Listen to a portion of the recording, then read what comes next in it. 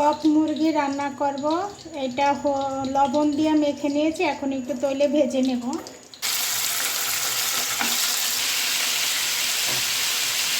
হালকা ভেজে নেব, এটা বেশি ভাজবো না। এখন তুলে নিলাম,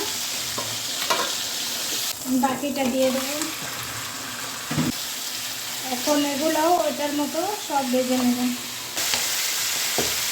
এগুলো এখন তুলে নেব, এটাও ভেজে নেওয়া শেষ। এই যে এরকম হালকা ভেজে নিয়েছি। এখন আলুটাও ভেজে নেব।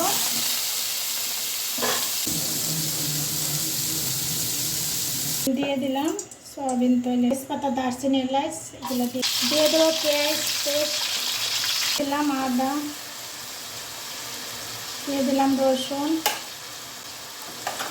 এখন এটাও পেঁয়াজের সঙ্গে 5 মিনিটের মতো ভেজে নেব।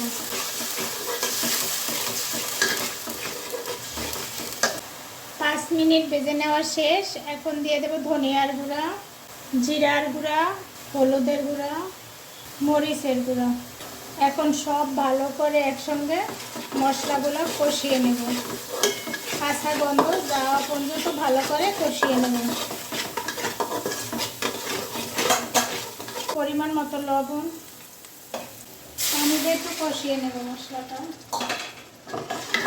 ভেজে রাখা মাংস আর আলুটা দিয়ে দেব।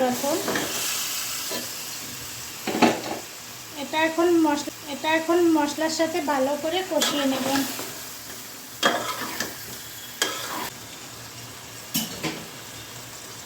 এটা এখন ঢেকে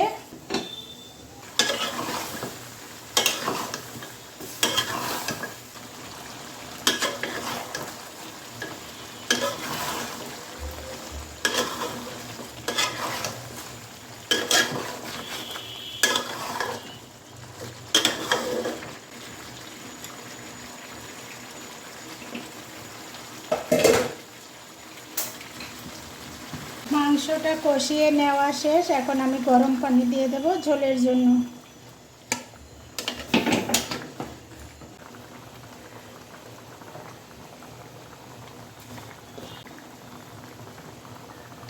দিয়ে দেব একটু গরম মশলা গুঁড়া, দিয়ে দেব ভাজা জিরার গুঁড়া।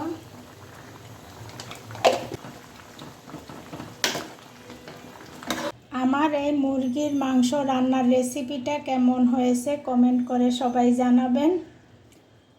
আর কক মুরগি তো এইভাবে একটু তেলের মধ্যে ভেজে নিলে, আলুটা আর মুরগির মাংসটা ভেজে নিলে অন্যরকম একটা টেস্ট আসে। এতক্ষণ পর্যন্ত ভিডিওটা দেখার জন্য সবাইকে ধন্যবাদ।